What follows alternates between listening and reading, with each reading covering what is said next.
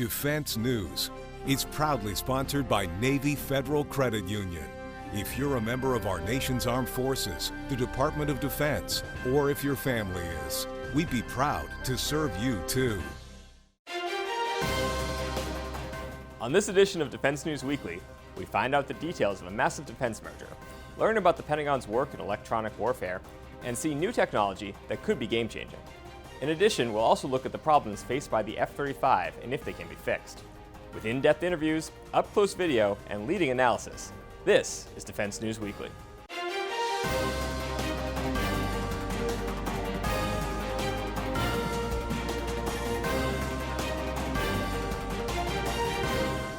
Welcome to this week's edition of Defense News Weekly. I'm Aaron Mehta, in for Jeff Martin, who will be back next week from Paris. We've got a packed show for you this week, but first, here's some headlines from the week.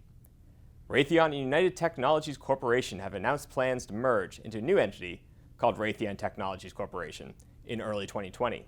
While officially pitched as a merger between equals, United share owners will own about 57% of the combined company, while Raytheon share owners will own about 43%. While the Pentagon must still approve major defense industry moves in order to maintain competition in the marketplace, the deal is expected to go through and result in a huge defense contractor, second only to Lockheed Martin. While Poland won't be getting a permanent U.S. military base in country, they will be getting about 1,000 more service members, along with a deployed squadron of MQ-9 Reapers. The move was announced during the Polish president's visit to the United States this week.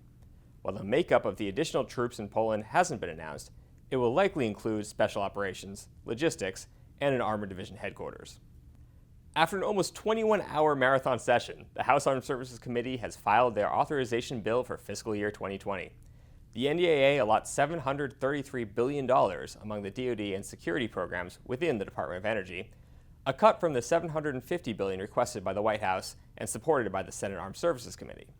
The language includes cuts to nuclear weapons programs, supports a 3.1% pay raise for military personnel, and supports the establishment of a Space Corps under the Secretary of the Air Force. Now comes the hard part, negotiating with their Senate counterparts. Meanwhile, BAE Systems has decided it won't be a player in the Army's competition to acquire an optionally manned fighting vehicle. When the service issued a request for the vehicle prototypes in March, BAE was expected to be an obvious contender. However, according to a senior company official, the decision not to participate is not about the program itself or any of the requirements, but rather, quote, just a business decision we've made. BAE is currently in the middle of 5 other major modernization efforts for the Army and Marine Corps. And check out this video of a so-called elephant walk of U.S. Marine Corps aircraft at Marine Corps Air Station Miramar in California. It includes 40 aircraft split between 26 MV-22 Ospreys and 14 CH-53E Super Stallions. Elephant walks are often used to show the combat power of an airbase, and are certainly impressive to watch, but it's important to note that they're also usually maximum effort operations with significant resources devoted. Lockheed Martin and the Defense Department have reached a handshake agreement on the next lot of F-35 fighters, with an $80 million jet available 1 year earlier than planned. While the Pentagon did not provide the cost per aircraft in a news release, the current estimate is that the price tag will drop 15% over the course of lots 11 to lot 14. According to a Lockheed spokesperson, the agreement will represent the F-35's largest production contract ever and the lowest aircraft price in program history. But that's not all the news we have this week on the F-35. While the previously mentioned contract is undeniably good news for the program, there still remains serious issues with the jet. According to documents exclusively obtained by Defense News, numerous serious Category 1 problems are lingering as the jet gets closer to full rate production. Here's Jeff Martin's report. By the end of this year, Defense Department leaders are set to make one of the biggest decisions ever related to the F-35 Joint Strike Fighter, whether or not to move it into full-rate production. That would skyrocket yearly output from 91 in 2018 to more than 160 by 2023. That's a huge milestone, and while the program has overcome many challenges, documents provided to Defense News show that the jet is still plagued by flaws and glitches that could endanger its ability to perform its mission. Those records lay out 13 major Category 1 deficiencies the program faces, and many of those problems have not been publicly disclosed in the past, exposing the lack of transparency about problems with the most expensive weapons system ever bought. The problems range from damage caused at high speed, cabin pressure issues, and problems with the jet's logistics system, and even impaired pilot visibility when landing on an aircraft carrier. In addition, 4 other Category 1 problems with the jet have surfaced since operational testing began late last year, bringing the total of Category 1s to 17. But, according to the aircraft's program head, U.S. Navy Vice Admiral Matt Winter, 9 of those problems are expected to be eliminated or downgraded to Category 2 status by the time a full rate decision is made, and of the remaining 8, only 6 are expected to be fully addressed, as the other 2 problems have an extremely low probability of actually happening. In addition, Winter told Defense News that none of the Category 1 problems are what is known as a Cat 1A, meaning that loss of life or aircraft is possible. It's also entirely possible that more problems will be found in operational testing, as that is still ongoing. In a statement to Defense News, Lockheed Martin's general manager of the F-35 program, Greg Ulmer, said that each of the problems is well understood, resolved, or on a path to resolution, and that the company was fully competent with solutions in place. So what are the Category 1 deficiencies, and which ones are being addressed? Let's take a look. Up first is arguably one of the most serious potential problems: supersonic flight issues with the F-35B and C models. Yet this issue is one the program says won't be downgraded before a full rate decision, mainly because it's only happened 1 time ever for each model. Basically, what happens is that as the aircraft reach Mach 1.3 for a sustained period of time at high altitude, they sustain damage on their tails, both within the structure and on stealth coating. That has a potential to downgrade the aircraft's stealth and damage critical antennas in the tail. So as a result, those models now have a time limit at which they can remain at or above those speeds, and a new, more resilient stealth coating has been introduced. But since there have been no reported incidents since 2011, even as the jet has become operational, the Pentagon has decided to accept additional risk and move on. Up next is problems with maneuverability at greater than 20 degrees angle of attack, where pilots have described difficulty controlling how the jet moves when its nose is lifted as a high angle, which could decrease the jet's effectiveness in a dogfight. But this issue is being addressed through both software fixes to pilot controls and additional pilot training, and it's expected to not be a Category 1 problem by the time of full rate production. But regardless of how the aircraft performs, the pilot also has to be able to perform at a high level, which is why the next problem, reported cabin over-pressurization leading to extreme ear and sinus pain, is worrisome. While the issues have not been widespread, they have caused mission aborts for 2 F-35A pilots. As a result, some fixers are going through testing, and this issue too is expected to not be a Cat 1 at the time of full rate production. 2 other key problems are with the jet's long-plagued logistics systems, known as ALICE. What's happening is that the system is not providing a way for different countries within the F-35 program to keep sensitive data from being sent to the United States, which has created a security risk for them. In addition, the system is also not showing accurate inventories of spare parts, causing some missions to be canceled. Both of these issues are being addressed by software fixes and are set to be downgraded by the time of full rate production. Other problems that are set to be downgraded by that time include issues with pilot visibility at night, when the aircraft's night vision displays are obscured. In one case, a green glow has been reported to block out the horizon when landing on aircraft carriers, putting shipboard operations at risk. The other issue is reported by F-35B pilots, who have noted that on nights with low starlight, the night vision camera will have reduced image quality, threatening the ability of the pilot to see. Now, both of these are being addressed through software fixes, workarounds, and a new OLED helmet display technology. But one issue with the aircraft's sea-search radar is not set to be downgraded by the time of full-rate production. According to the documents, the radar meets its requirements, but the Navy wants an increased ability to see a wider portion of the sea's surface. In order to fix it, though, numerous changes have to be made, which may not happen until the next set of software for the aircraft, which is known as Block 4. Another problem that is set to be downgraded is a problem with the battery on the jet failing in cold weather environments. During a test at Eielson Air Force Base in Alaska, set to be the home of 2 squadrons of the aircraft, it appeared that a key battery failed during cold operations, causing a mission abort. But there's good news, as this was not due to a hardware problem, rather just a software issue that showed a failure. Again, this is set to be fixed by the time of a full-rate decision. Finally, 2 additional problems had developed when the aircraft is landing. One with the results of a blown tire, and the other being poor engine thrust in hot conditions. What happened with the tire was that if one was blown out on landing, it could also damage hydraulic lines, which could cause the loss of the entire aircraft. So in order to fix this problem, the C model's hydraulic lines were relocated beginning with Lot 10. This issue is expected to be downgraded by full-rate production. But the other landing issue, low F-35B engine thrust in hot conditions, is not expected to be fixed in time. The problem is this. During operations aboard the USS Essex, one Marine F-35 pilot expressed concerns about how quickly he descended during a landing. If not addressed, this could lead to jets becoming damaged or even destroyed. The program office believes it can fix the problem with a software change to the engine's controls, but it won't have time to do so in time for that all-important full-rate production decision. Finally, 4 additional problems have been found during recent operational tests, and because they were found out only recently, they too won't be able to be addressed in time for full-rate production. So bottom line, what does this mean for the future of the F-35? Well, since none of the issues appear to be truly catastrophic, they don't appear to pose an existential threat to the jet, especially because all 3 U.S. military services that will operate it have declared initial operating capability, along with multiple foreign operators. In addition, the program has lowered the cost of the aircraft and gained significant congressional support. But until all issues are fixed, questions will remain over the F-35's capabilities and what problems are being publicly disclosed. To read more on our reporting, visit defensenews.com, and thanks for watching. To keep up to date with all our coverage, be sure to visit our Facebook, Twitter, and LinkedIn pages. Also, be sure to add us on Apple's News app and other platforms for the latest updates. When we come back, we'll sit down with the man leading electronic warfare efforts in the Pentagon. Developing defensive cyber capabilities not only takes soldiers, but also academia and industry. And it's always been hard to get them all under one roof. So the department built one at Fort Belvoir to get the best minds in cyber war working together. Our Daniel Wolfhook takes us inside.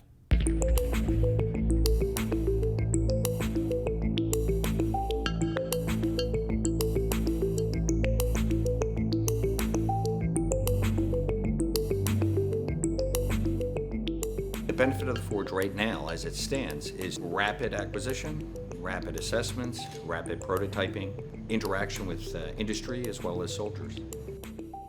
We have problems that our user brings to us.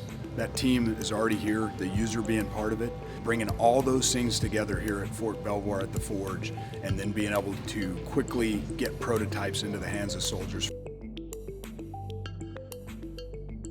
The problem that we did here at the Forge is when this system came in, the system was heavy, not very airline transportable. We brought soldiers in and said, how airline transportable do you want to make it? We had then converged into a smaller system, which you see here. This system still over 100 pounds to lift.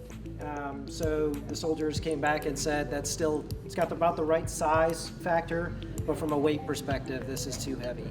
So we brought them in again with industry, and where we ended up is we ended up in a much smaller box. I'd be happy to give this to my kid to take on an airplane.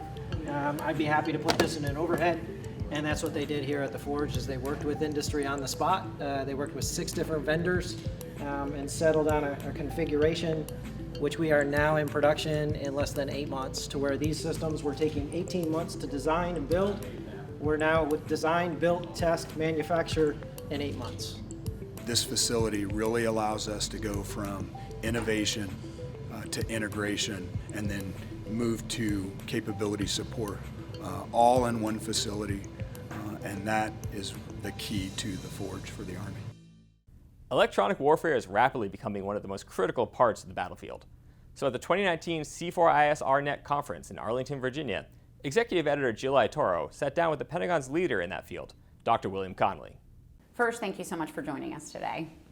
I wanted to start off, we all talk quite a bit about electronic warfare, our capabilities, the capabilities of our adversaries, but electromagnetic spectrum operations is a very important topic. You have detailed the distinction a bit. Can you do that for us here? Yeah, so expanding on what I said in the keynote, so electronic warfare has kind of a legacy connotation to it. The actions taken to electronic attack jamming in the electromagnetic spectrum.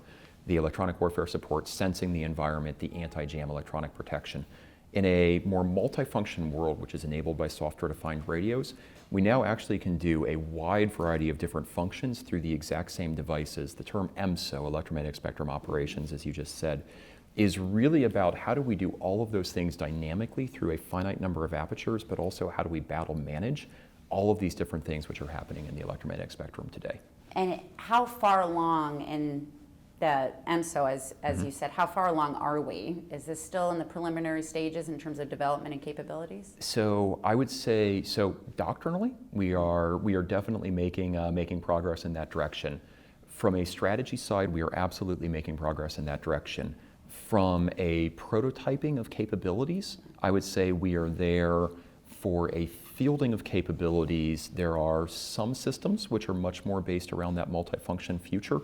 And from the battle management side, the Army Electronic Warfare Planning Management Tool, EWPMT, for example, is a great example of how to do the battle management associated with that multiple functionality. So it's a matter of bringing them all together in a sense. It is how all of those come together, how we train operators, how we train commanders to make use of these new and different ways of being able to A, understand their operational environment, but B, the command relationships that they now actually have and the things they now can control. It's a little bit of a cultural shift because it's on the ground in the battlefield, shifting a little bit in terms of how our troops and our soldiers operate. I mean, that's always a challenge when it comes to So I would absolutely say yes. I would say that the technology kind of matured through the 90s and became something over about the last 2 decades that is now possible with software-defined radios, SDR systems.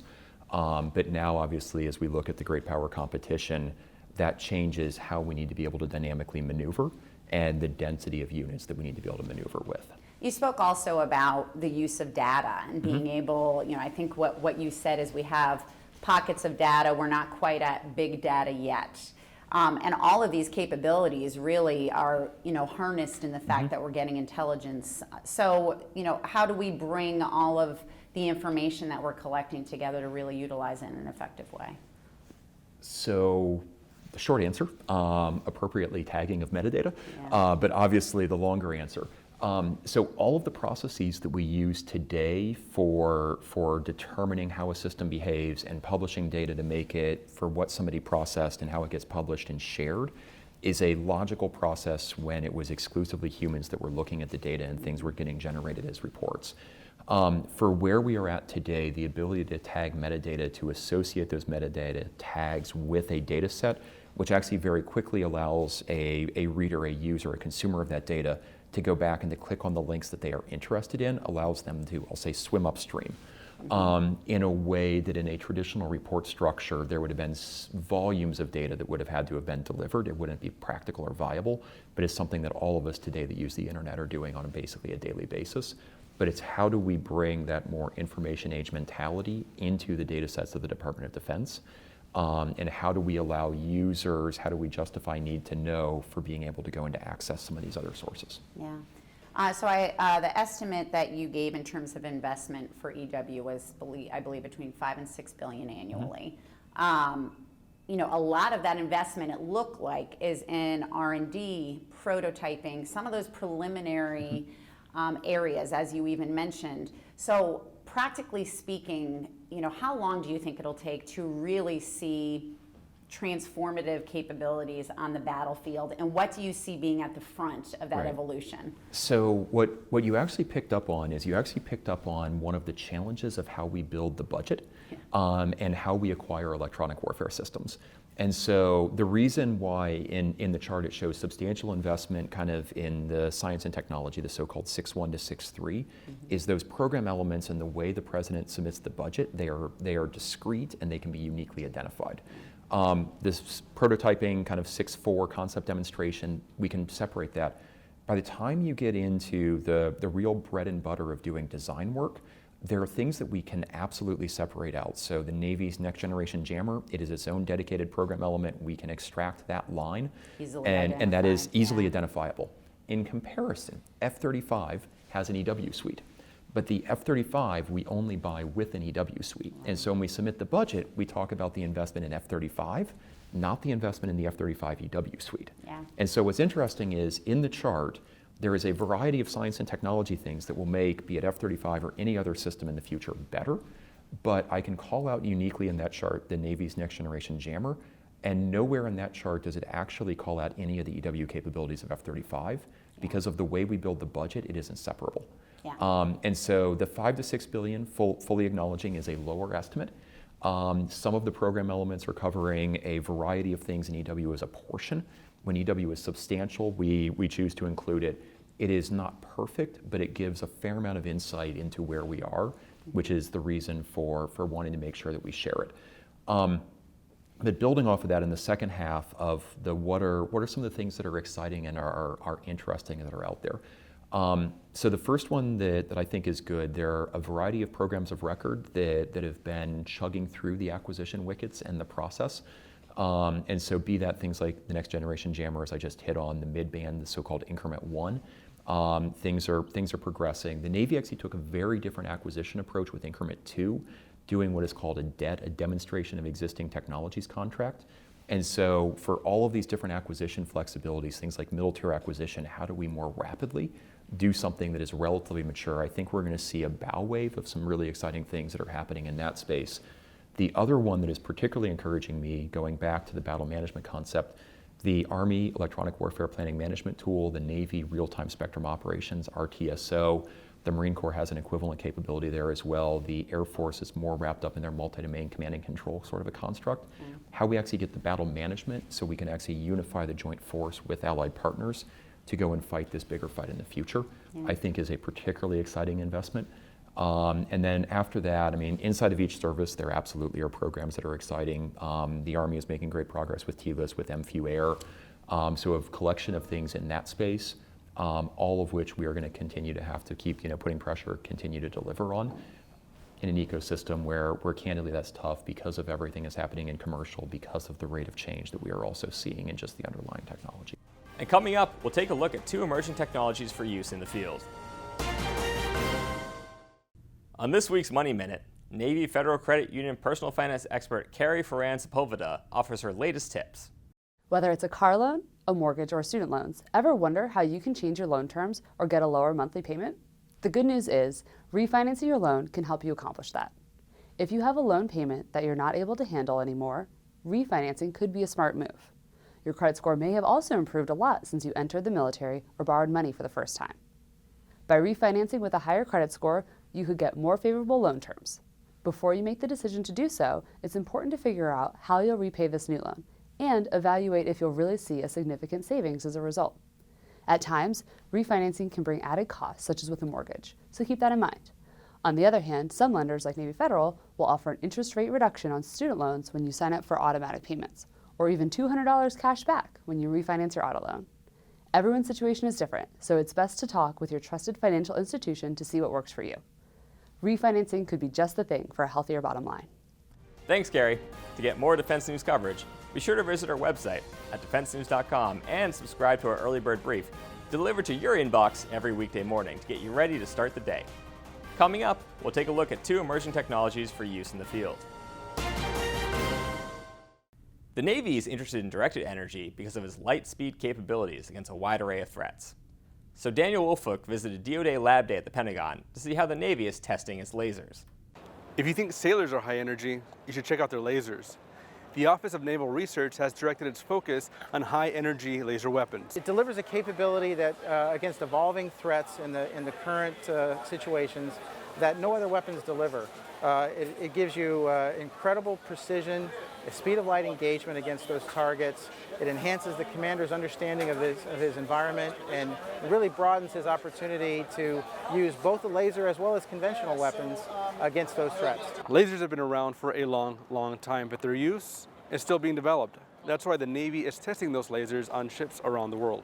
Mission space for lasers in the near term is going to be what I guess we would call tactical. It's going to be surface vessels that might carry topside ordnance, communications, navigation equipment. We're probably not going to sink boats, but we'll be able to degrade them or deny them their abilities.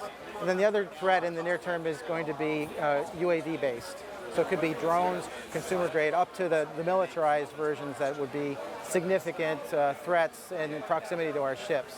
While at Lab Day, Daniel also got hands-on with Kestrel Eye, a small satellite from the Army. The system is designed to get cheap access for small units. Take a look. The Kestrel Eye is a micro-sized satellite. This is the actual size of it, about a dorm fridge size. We're able to use brigade-level assets or lower to communicate with it, and the objective is to be able to get the information and the imagery that it can take to a lower level quicker. Inside the satellite is an optic that allows us to get about a 2-meter resolution on the ground from our low Earth orbit which is the resolution you'd need to detect and identify tactical vehicles. So satellites traditionally have been very large and expensive, which means that we have a very limited number of them, and their time is very valuable, so we have to prioritize who gets to use them. That requires a centralized control, and if you can't get on the ticket when you need to, you don't get any information from the satellite. These smaller satellites allow us to have more of them and allow us to decentralize the control. It means that we can send out smaller ground stations to brigade levels or even companies, and they can talk to the satellite without having to go through any central office. That's all the time we have for this week, but if you want to see and read more, be sure to head over to defensenews.com. Thanks for joining us. We'll see you next week from the Paris Air Show.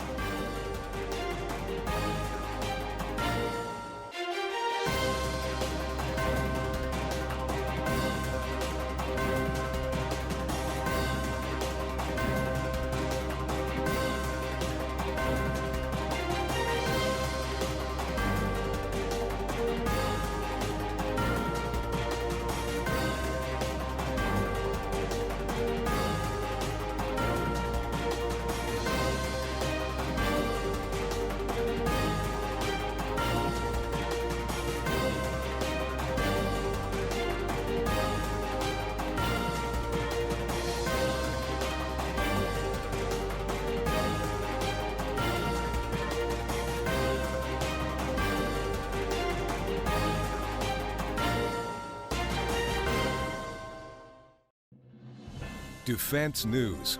It's proudly sponsored by Navy Federal Credit Union. If you're a member of our nation's armed forces, the Department of Defense, or if your family is, we'd be proud to serve you too.